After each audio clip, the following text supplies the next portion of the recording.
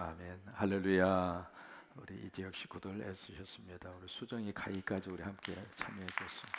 감사합니다. 고맙습니다. 우리 어제 요절의 말씀이 1절이었죠. 1절 말씀 같이 고백합니다. 내가 인자와 정의를 노래하겠나이다. 여호와여 내가 주께 찬양하리이다. 아멘. 102편은요, 앞에 상당히 길게 이렇게 이 시에 대한 배경을 설명을 하고 있습니다. 거기 보시면 고난 당한 자가 마음이 상하여 그의 근심을 여호와 앞에 어떻게 하는 기도, 토로하는 기도. 그러니까 어떤 지금 심리적으로, 정서적으로, 신체적으로 아주 큰 곤고함, 어떤 고난 속에 처해져 있는 사람이 그 심정을 하나님 앞에 가지고 와서 지금 다 토론하는, 다 토해 놓는, 이제 그것이 이 시의 배경이다. 그렇게 설명을 하고 있습니다. 특별히 이 시편 102편을 가리켜서 중년의 시라고 그렇게 이야기를 하는데, 성경에 중년이라고 하는 단어가 딱 한 번 나옵니다. 그것이 바로 102편 24절에 나오는데, 24절에 보실 거예요. 나의 말이 나의 하나님이여 나의 무엇에 중년에 나를 데려가지 마옵소서. 그 재미있는 에피소드가 있습니다. 유머죠. 유머인데 오늘날 교회 안에 불교 용어가 참 많이 들어있다. 그렇게 이제 유머스럽게 이야기를 해요. 왜냐하면 교회에 딱 보니까 안내하시는 집사님, 권사님이 절로 가세요. 절로 가세요. 절로. 그래서 이제 절로 가가지고 딱 앉아 있으니까 목사님이 설교를 막 하시는데, 여러분 중생하셔야 합니다. 중생하셔야 합니다. 그것도 이제 불교적인 용어 가운데 하나잖아요. 그러면서 하는 말이 교회의 가장 중추적인 역할을 하는 분들이 중년들입니다. 중년들입니다. 그래서 교회 안에 이 불교적인 용어가 너무 많이 들어와 있다. 그렇게 이야기를 합니다. 특별히 이 102편 말씀 속에 중년이라고 하는 단어, 여러분 중년이라고 하는 이 시기가 10년 전하고 지금하고 나이가 달라졌습니다.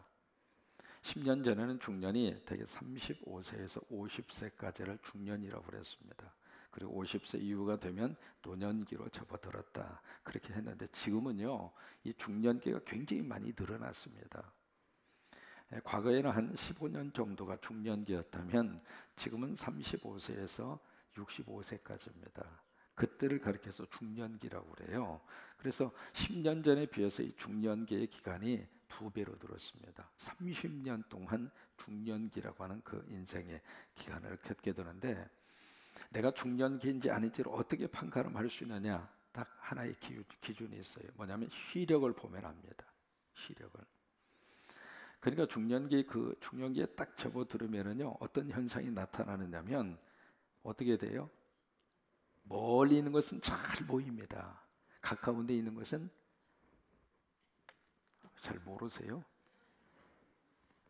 안경을 벗으면 어떻게 되느냐면 멀리 있는 것은 그런 대로 보여요. 근데 가까운 데 있는 것은 안 보입니다. 거기서부터 사람은 내가 중년기에 접어들었다고 하는 것을 가장 먼저 느끼는 거예요. 그게. 그래서 나이 먹는 것을 어디에서 가장 먼저 느끼느냐면 여기에서부터 느끼게 되어져 있습니다. 물론 그렇지 않는 경우도 있습니다만은 일반적으로 다 그래요. 스위스의 사회심리학자 구스타프 칼 융이라고 하는 사람이 있습니다. 그 사람이 인생은 두 가지로 산다. 인생의 기준을 40대로 봤어요. 그래서 40대를 기준으로 해서 전반기와 후반기로 산다. 그렇게 융이라고 하는 심리학자는 그렇게 분석을 했거든요. 그러면서 전반기는 바로 뿌리 내림의 시기이다. 그래서 40대 그때까지는 말이죠, 열심으로 공부하고, 그때 공부하지 않으면 나이 먹어서 공부한다는 게 굉장히 어렵잖아요. 듣고 잊어버리고 그냥 보고서 그다음 뒤돌아서면은 기억나지가 않고, 이제 그래서 그때는 이제 뿌리 내림의 시기이기 때문에 40대 될 때까지 열심히 공부하고, 그리고 이제 직장을 찾고, 그리고 가정을 꾸리고, 그리고 아이를 낳고, 그래서 이 40대가 되기까지는 정신없이 살아요. 하루하루가 어떻게 지냈나 싶을 정도로 그냥 열심으로, 그리고 정신없이 그렇게 사는 것이 인생의 전반기라면, 그 다음에 40대를 중심으로 해서 딱 그 다음부터 인생의 후반기를 살아요. 근데 인생의 후반기는 자기 정체성의 확보기라 그렇게 이야기를 합니다. 그래서 가정을 이룩하고 먹고 사느라고 열심히 그렇게 살다가 조금 이제 아이가 컸어요. 딱 크는 순간 40이 딱 넘어서면서 무슨 생각이 드느냐면 내가 지금까지 뭘 위해서 살았는가. 그러니까 자기를 향한 질문을 그때 하게 되는 거예요. 나는 누구인가? 내가 이렇게 살다가 인생을 끝낼 것인가? 남은 인생은 어떻게 해야 보람있게 살 수 있는 것인가? 그래서 이 40대를 중심으로 해서 후반기로 딱 넘어서부터는 그 고민과 갈등이 굉장히 크게 와요. 그래서 심지어 여러분 40대를 가리켜서 마의 40대라 그런 이야기를 할 정도로 한국도 마찬가지입니다. 가장 사망률 높은 세대가 40대입니다.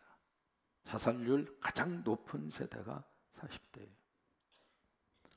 여러분 80이나 90대에 자살하신 분 보셨어요? 없어요. 근데 이 40대에 들어서면 가장 자살률이 많아요.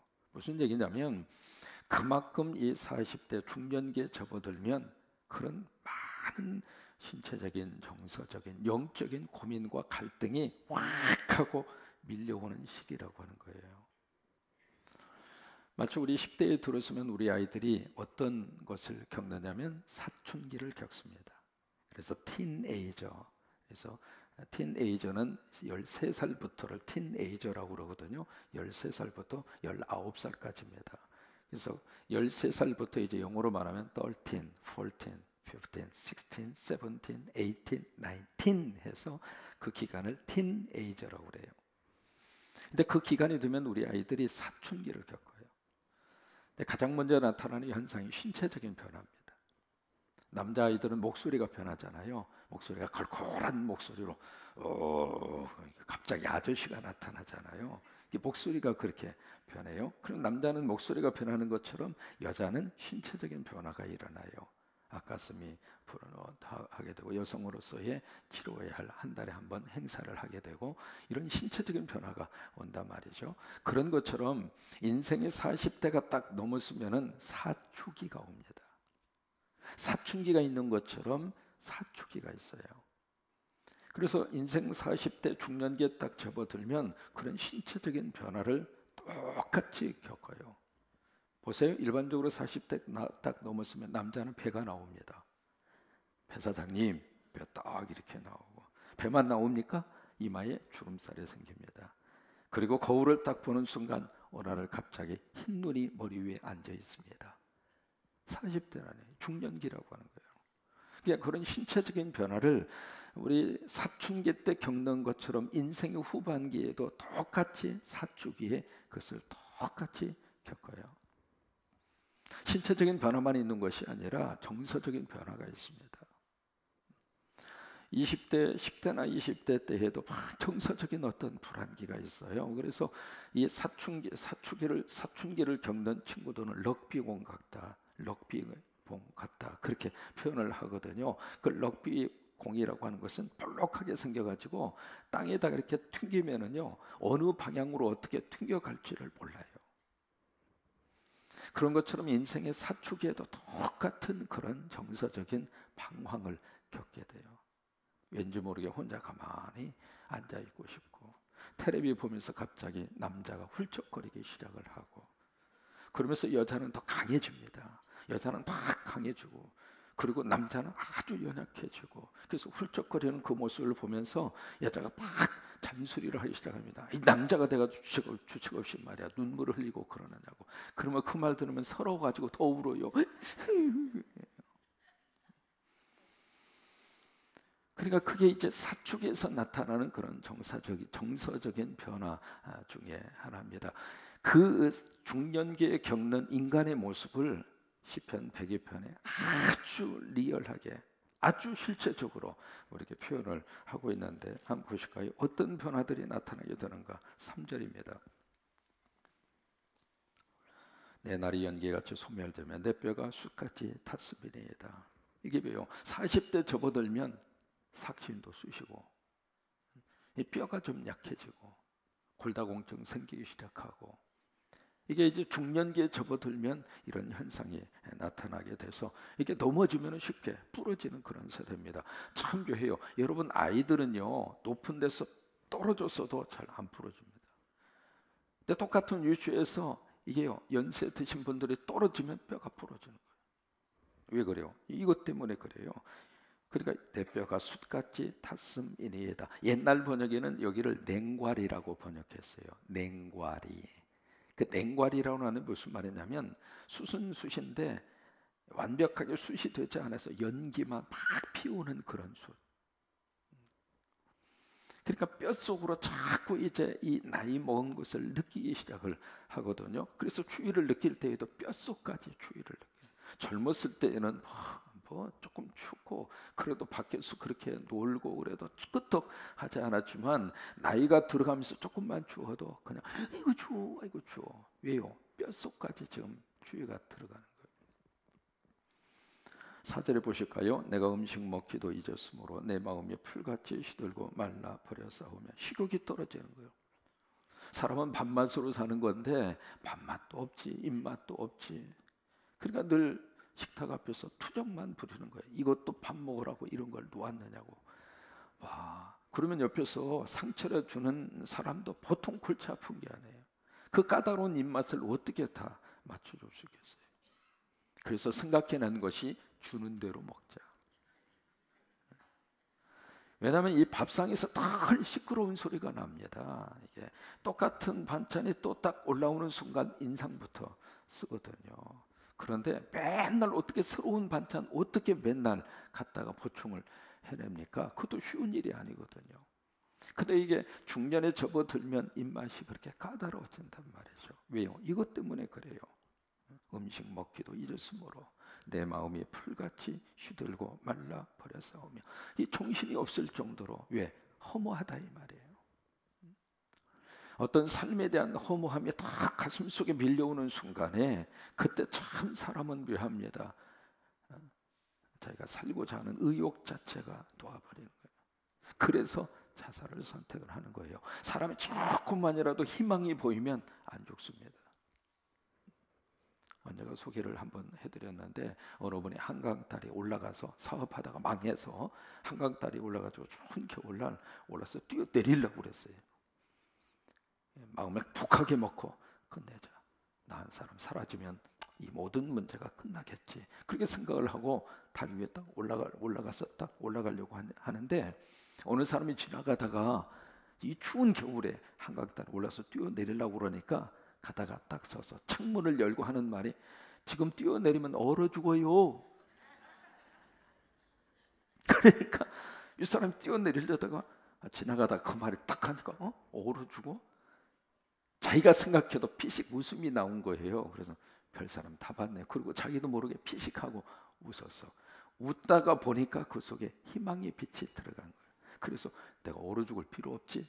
그래가지고 나와가지고 다시 재기해서 사업을 일으켜 세운 사람이 있잖아요. 그러니까 이 허무함이 막 밀려오는 순간 사람은 앞이 안 보이는 거예요. 여기 있는 말씀하고 똑같은 거거든요. 마음이 풀같이 시들고 말라버렸어요. 무슨 삶의 희망이 있겠어요? 그러니까 중년이 되면은 이런 갈등을 누구나 다 겪는 거예요. 누군 있고 없고 그런 문제가 아닙니다. 5절을 보실까요? 나의 탄식 소리로 말미암아 나의 살이 어디에 붙었어요? 피골이 상접하다 그 말이에요.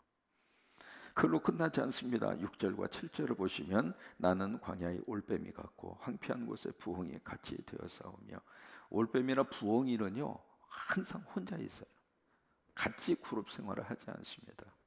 그러면서 7절을 보시면 내가 밤을 새우니 지붕 위에 외로운 참새 같으니이다. 참새는 때로 다니는 게 참새잖아요. 근데 참새 혼자 이렇게 정규줄에 딱 앉아 있어. 이게 바로 뭐냐면 왕따 당한 거예요. 누구도 붙여주질 않는 거예요. 이게 중년이 되면 아이들 다 자랐죠. 자기 방으로 들어가죠. 결혼해서 집을 떠나가게 되죠. 그리고 말 그대로 집에 빈둥지 현상이 나타나는 거예요. 그 중에 아내가 먼저 앞서가거나 남편이 앞서가는 순간 사람은 오늘 여기 말씀하고 있는 6절과 7절이 우리 실존이 되는 거예요. 혼자 있네, 혼자 있는 사람에게 있어서 가장 힘든 것이 밤이에요. 잠은 오지 않지. 텔레비 보는 것도 한두 번이지. 누구 하나 나한테 말 붙여주는 사람이 없지. 그때 사람은 뭘 느끼느냐면 가장 뭘로 표현할 수 없는 고독함을 그때 느끼는 거예요. 야, 인간은 혼자구나. 인간은 혼자 사는구나. 누가 옆에서 이렇게 위로해주고, 누가 내 손을 잡아주고, 누가 내 곁에 살갑게 다가와주는 사람이 있었으면 좋겠는데 그게 쉽지가 않다 이 말이에요. 그러다 보니까 그런 고독의 증후군 속에 중년기에 접어들면 아주 속에 마치 썰물처럼, 썰물입니까? 밀물입니까?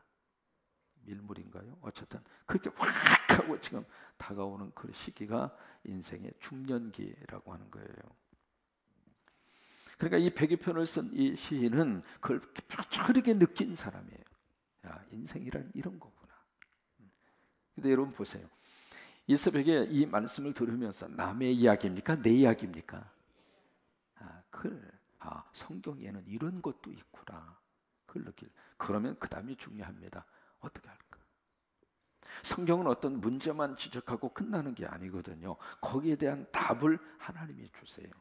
그러면 이 중년기에 어떻게 우리가 인생을 살아갈까? 바로 12절 이하의 말씀이 그 답을 줍니다. 바로 12절 이하에 무슨 말씀을 주시냐면 12절 첫 번째 출발이 뭐라고 시작을 해요? 여호와여. 그러면서 여기에 두 가지 단어가 나옵니다. 은혜라고 하는 단어가 나오고 찬양이라고 하는 단어가 나오고 기도라고 하는 단어가 나옵니다. 바로 그거예요. 자, 보세요. 중년기에 정말 우리가 이 모든 것을 극복하고 일어설 수 있는 것은 하나님이에요. 미국에서 조사를 했습니다. 어느 시기에 가장 예수를 잘 믿는가? 첫 번째가 바로 청소년기입니다. 청소년기에 예수 믿는 퍼센테이지가 팍 하고 올라가요. 청소년기. 여러분 오늘 오후 8시에 우리 금요 성령 집회를 합니다. 1시간 당겨서. 왜 이 집회를 하냐면 우리 청년들을 중심으로 한 찬양 집회인데 우리 청년들만 모여서 할 것이 아니라 우리도 함께 하자. 왜? 우리도 중년이지만 청년이고 싶다. 마음은 다 청년이잖아요. 그래서 그들을 응원하고 그들과 같이 한 덩어리가 되고 같이 찬양하고 그래야 우리 청년들이 힘을 받잖아요. 그래서 저녁 8시 여러분 함께 금요 성령 집회에 오셨으면 좋겠는데 청소년기에 가장 많이 예수 그리스도를 믿고 그 다음에 두 번째로 예수 그리스도를 많이 믿는 시기가 중년기입니다. 중년기. 살다 보니까 인생은 나 혼자 사는 것이 아니구나 그걸 느끼는 거예요. 내가 열심으로 노력하고 내가 얻어서 인생을 살고 험한 세상 헤쳐갈 수 있는 것이 아니구나. 하나님이 도와주셔야 되는구나. 하나님이 역사하셔야 되는구나. 하나님의 힘을 믿으면 내가 살아갈 수 있겠구나. 그것을 그때 느끼면서 교회로 오고 예수 그리스도에게 오고 그리고 믿음의 자리로 오고 그래요. 여러분 주님 나를 중년에 데려가지 마옵소서. 절박한 기도입니다. 여러분 중년에 하나님께서 도와주셔서 다 건강하시기를 바라고 중년에 외롭고 고독한 시기에 누가 그걸 도와줄 수도 없습니다. 내가 이겨야 되고 내가 그것을 극복해야 되는데 우리 힘으로는 잘 되지 않아요. 그런데 새벽에 오면 새벽에 오면 하나님 우리 만져주시고 말씀으로 위로해 주시고 다시 힘을 주시고 오늘 같은 날은 호박떡도 주고 서로 우리 의지하고 중년기를 잘 믿음으로 극복해 나아갈 수 있게 되기를 주의 이름으로 축원합니다. 요절입니다. 17절 말씀 시작. 여호와께서 빈구한 자의 기도를 돌아보시며 그들의 기도를 멸시하지 아니하셨도다. 다시 한번 17절 시작. 여호와께서 빈구한 자의 기도를 돌아보시며 그들의 기도를 멸시하지 아니하셨도다. 아멘.